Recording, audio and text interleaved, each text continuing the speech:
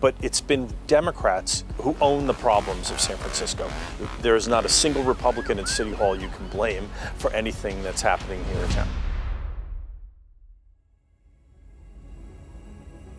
San Francisco, once a beacon of innovation and prosperity, has been in a free fall for the past few years. Perhaps a victim of its own success, the rapid rise of the tech industry generated unprecedented wealth.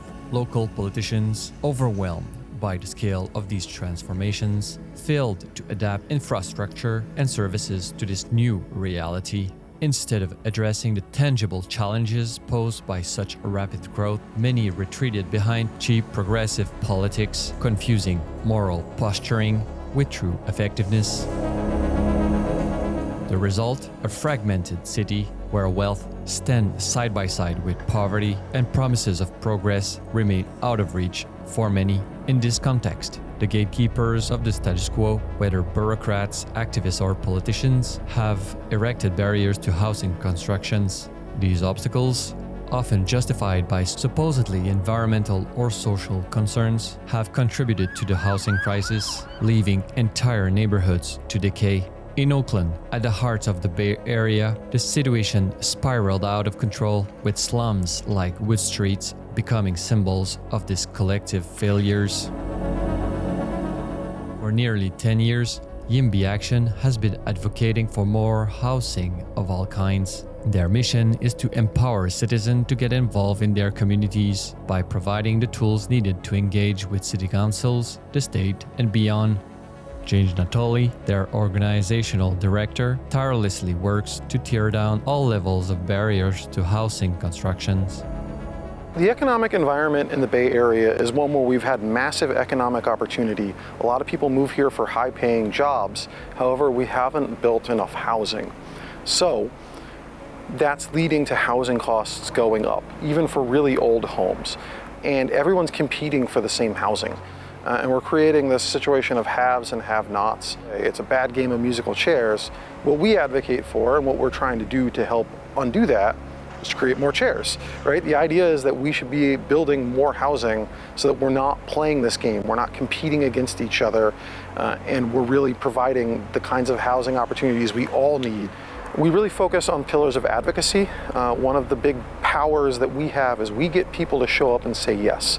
So for many, many years, not just in the Bay Area and communities all across the United States, we've empowered people to say no to new housing in their communities.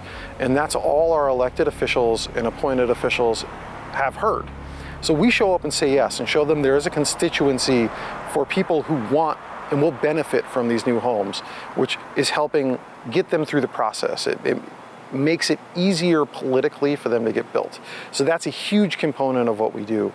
When we're talking about our neighbors, we're talking about people who are struggling, who are living on the streets, who have been pushed 2 hours away. Those are the two sides we're comparing. Someone being unhappy that they might lose a little bit of light every day versus someone who might actually have a secure roof over their head. And those aren't comparable. In the short term, I hope that we start to see more of these kinds of proposals for housing built more quickly with less intervention. Our goal is to make housing more affordable for everyone. If we've had this housing shortage for 50 years, we're not going to solve it in a couple. It's going to take dedicated effort. But that's what I expect to see as we look at this 10 years from now.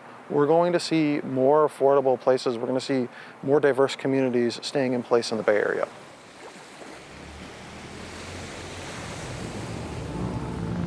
In addition to the housing crisis, San Francisco faces behaviors on the margin of the law, like urban motorcycle rodeos, known as bike life. But these young people, far from being hardened criminals, may be trying to reclaim their city that feels increasingly out of reach. I met some of them, excited to show their skills in front of the camera. We're out here in San Francisco, California. I am 2Active P. This is... I'm 2Active Sire. And I'm here with...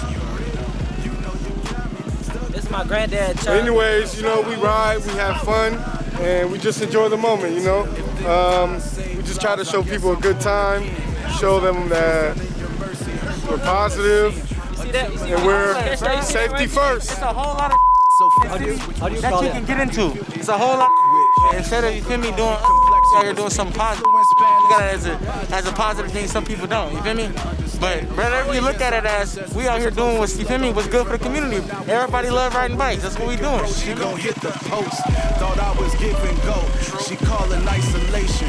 Told me to bend the knee, call her queen, no annihilation. And I'm like, damn, Khaleesi, just understand you need me just as much as I need you for midnight rendezvous.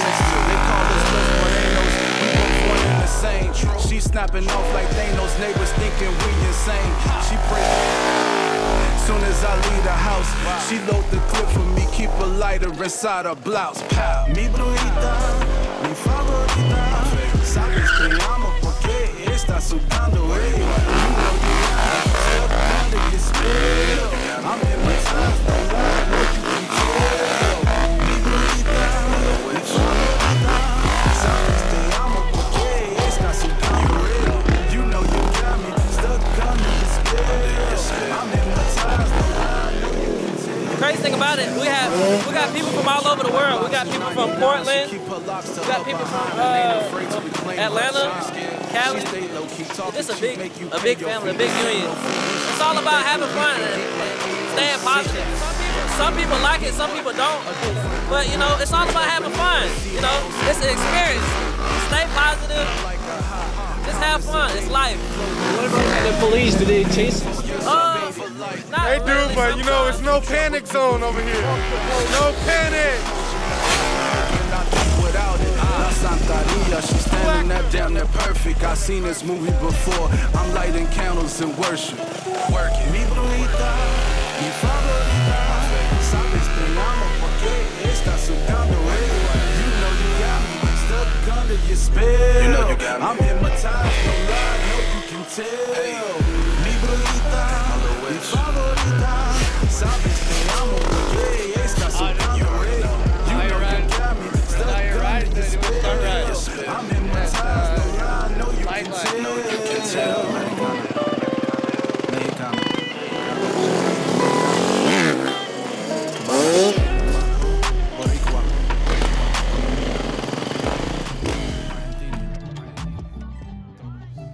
Beyond petty crimes, San Francisco today faces much greater problems. The closure of Alcatraz, now a myth symbolizing the rejection of punitive justice, has contributed to spreading a culture of reluctance towards the strict enforcement of laws.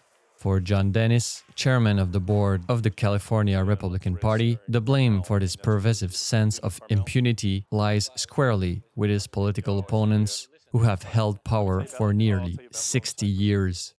So the last Republican mayor left San Francisco 60 years ago this past January, okay? But when you think of San Francisco, you think of the Golden Gate Bridge and the cable cars and the Bay Bridge and some of the great infrastructure projects. All of those projects were put into place but when Republicans ran San Francisco. The reason why we have so much homelessness is because we've created incentives for people to come from outside the city to be homeless, to be drug addicted on the streets. But it's been Democrats who own the problems of San Francisco. There is not a single Republican in City Hall you can blame for anything that's happening here in town. Well, I think at the core, it's the ideas of leftism, of progressivism. About 10 years ago, the progressives took over the Democrat Party. And from that point, they started endorsing only progressive candidates. And once they did that, they built the bench for progressives to end up running the city. So now the Board of Supervisors is dominated by progressives. They've gotten progressive judges elected. And what they did was they invited in crime and trouble. That's what's happened. And it's all, the root cause of all of this is because of progressives taking over the Democrat Party and enacting progressive policies.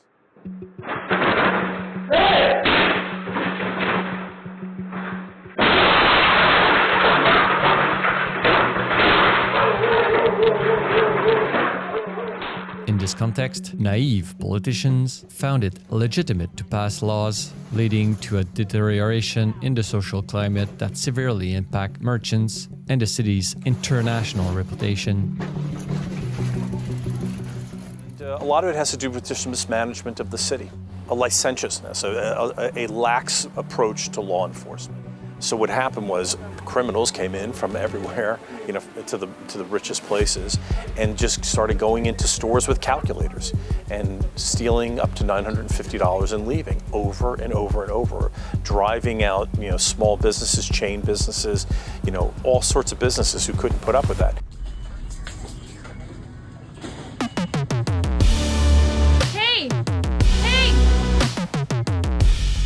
People started coming into San Francisco to live a drug-addicted lifestyle from all over the state.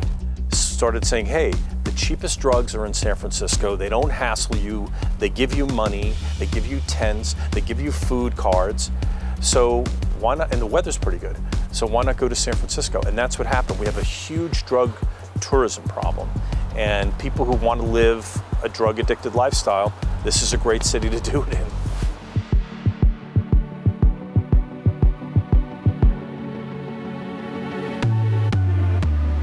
Right, so I mean, one of the big things we could do on the local level, I think we need to say that this behavior on the streets of San Francisco, if you want to go do that someplace else, fine, but we are drawing a perimeter around the city and saying no more in San Francisco, go do that somewhere else. I think the city's starting to move in that direction right now, but I think we have a long way to go. But frankly, that's the only solution. You just have to say this is unacceptable behavior in this city, go do it somewhere else. San Francisco now finds itself at an impasse where the lack of political opponents to the Democrats has fostered a permissiveness seen as harmful by a growing numbers of Californians, though a recent Public Policy Institute of California poll indicated that 55% of Californians feel that their state is headed in the wrong direction. I'm Francis Denis, reporting for Libre Media, San Francisco.